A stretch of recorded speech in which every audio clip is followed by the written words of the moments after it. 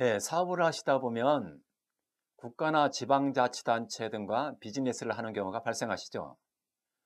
국가나 지자체와 비즈니스를 하실 때 주의해야 될 사항 있다는 거 알고 계신가요? 보통 지자체 등과 공사 발주 계약을 하게 되면 본사는 서울에 있고 이 지사가 지방에 있는 경우가 많습니다. 그래서 지방에 있는 이 공장이 지자체와 계약을 해서 공사 진행을 하게 되는데요. 이때 그 본사하고 지방에 있는 공장하고 커뮤니케이션이 잘 이루어지지 않으면 엄청난 세무상 문제점이 발생합니다. 예를 들어서 이 본사의 회계 담당자는 현금이 통장에 입금돼야지 이 법인의 장부상의 수익 계상을 한다는 것이죠. 그런데 어떻습니까? 이 지자체 등에서 발주한 이 사회간접시설은 이 지자체 등이 우월적인 지위를 가질 수밖에 없어요. 그래서 이 지자체와 관련된 공사를 하는 이 법인은 아주 종속적인 입장에서 따라갈 수밖에 없는 구조를 띠고 있죠. 어떻습니까? 결제가 바로바로 잘 되나요? 예, 지자체 등에서 예산이 없다는 등의 이유로 차일피일 결제가 미뤄지는 경우가 많죠. 그럼 어떻게 됩니까?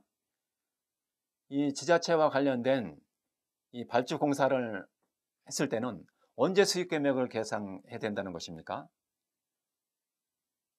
공사가 끝났을 때 계상을 해야 됩니까? 아니면 예산이 떨어졌을 때, 현금을 받았을 때 공사 수익을 계상해야 되나요? 언제 해야 됩니까? 예, 법인세법 제40조에서는 입금과 송금의 기속사업연도는 그 입금과 송금이 확정된 날로 한다. 이 권리의무 확정주의를 표방하고 있습니다. 또한 국세청 예규에서는 토지보상 수용금은 보상금 지급이 확정되거나 대금을 공탁한 날. 공탁이라는 말은 이 공사를 시행한 회사에서 불만을 품고 공사 대금에 불만을 품고 더 달라. 공사 대금 너무 작다. 그래서 수용하지 않고 공사 대금을 수령하지 않는 경우가 있죠. 그러면 그때 지자체 등에서 어떻게 하느냐.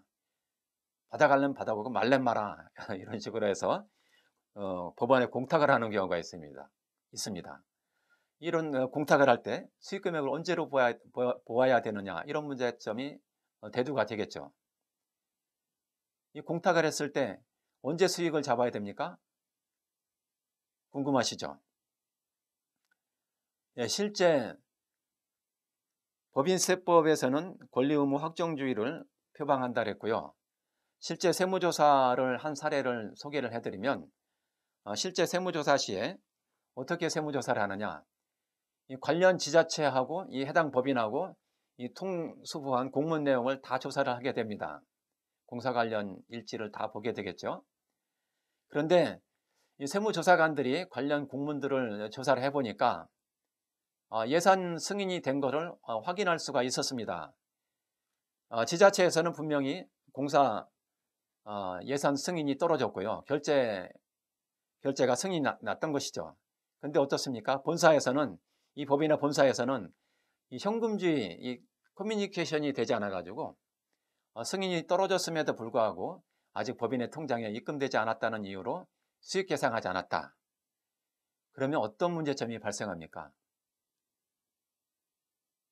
예, 큰일 나는 것이죠. 권리의무 확정주의에 따라서 법인은 매출 누락에 해당되는 것입니다. 이 공사 수익 금액 전체를 통째로 매출 누락한 것에 해당되기 때문에 어마어마한 그 법인세를 추징당하게 되는 것이죠.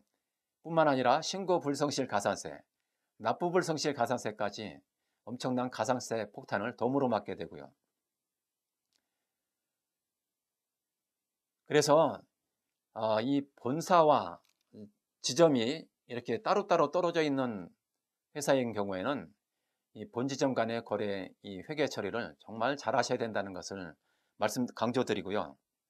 특히 이 본점과 지점이 떨어져 있으면서 지자체 관련 설비 공사를 하는 경우에는 이 입금의 귀속 시기를 반드시 잘 숙지하셔서 세금 폭탄을 맞는 일이 없으셔야 하겠습니다. 지금까지 본사와 지점이 떨어져 있으면서 지자체 관련 발주 공사를 시행하는 법인에 대한 문제점을 설명드렸습니다.